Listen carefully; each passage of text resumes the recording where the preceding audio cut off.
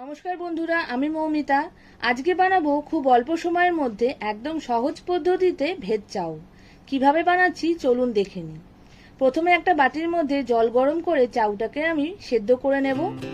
যখন দেখবো ফুটে ওঠার পরে চাউটা খুব সহজেই হাত দিয়ে ভাঙা যাচ্ছে, তখন বুঝতে হবে চাউটা সেদ্ধ হয়ে গেছে। এবার একটা বড় ছাঁকনির মধ্যে আমি চাউটা জল ঝরার জন্য ঢেলে দেবো। ওভারকুক যাতে না হয়ে যায় তার জন্য উপর থেকে আমি ঠান্ডা জল দিয়ে দিলাম আর ভালো করে ছড়িয়ে দিলাম যাতে তাড়াতাড়ি ঠান্ডা হয়ে যায়। একটার সাথে আরেকটা যাতে গায়ে লেগে না যায় তার জন্য উপর থেকে আমি বড় চামচের 1 চামচ সাদা তেল দিয়ে খুব ভালো করে মাখিয়ে রেখে দেবো। এদিকে আমি সবজিগুলো কেটে নিয়েছি। এখানে আমি গাজর, ক্যাপসিকাম, বাঁধাকপি, বিনস আর পেঁয়াজ নিয়েছি, পাতলা পাতলা করে কেটে রেখেছি। এবার কড়াইতে 3 চামচ সাদা তেল গরম করে তার মধ্যে কুচি করে রাখা এক চামচ আদা কুচি আর 1 চামচ রসুন কুচি দিয়ে একটু ফ্রাই করে নিলাম। এরপরে দিলাম 2টো কাঁচা লঙ্কা কুচি। আপনারা যেরকম ঝাল খেতে পছন্দ করেন সেই অনুপাতে দেবেন। তারপরে একে একে আমি সব সবজিগুলো এর মধ্যে দিয়ে দেবো। আমি এখানে 3-4 রকম সবজি দিয়েছি। আপনারা চাইলে আপনাদের ইচ্ছা মতো যেমন ইচ্ছা সবজি দিতে পারেন। রেড বেল পেপার দিতে পারেন, ইয়েলো বেল পেপার দিতে পারেন, মটরশুঁটিও দিতে পারেন। অনেক রকম কালারের সবজি দিলে দেখতে যেমন সুন্দর লাগে, খেতেও কিন্তু দারুণ টেস্টি হয়। মিনিট খানিকের জন্য একটু ফ্রাই করে নেব।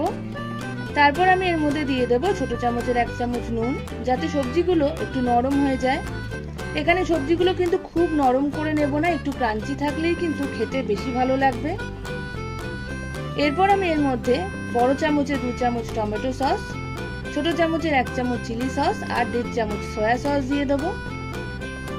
সবকিছু খুব ভালো করে মিশিয়ে নেব আরো মিনিট খানিকের জন্য। যখন দেখবো সবজিগুলো বেশ খানিকটা নরম হয়ে এসছে, তখন এর মধ্যে সেদ্ধ করে রাখা চাউটা আমি অ্যাড করব।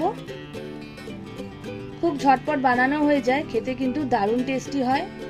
আর যদি বাচ্চারা খায় তাহলে ঝালটা অ্যাভয়েড করলেই ভালো হয়।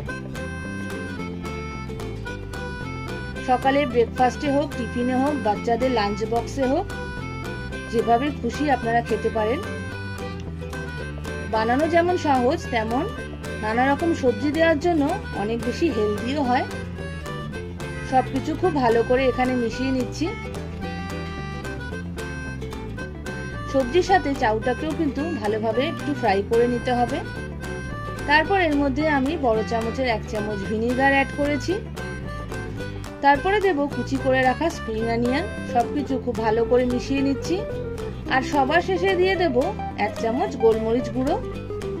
গোলমরিচ গুঁড়ো দেওয়ার পর আবারও একবার ভালো করে সবকিছু একসাথে মিশিয়ে নিলেই রেডি হয়ে যাবে খুব অল্প সময়ের মধ্যে একদম সহজ পদ্ধতিতে ভেজ চাউ।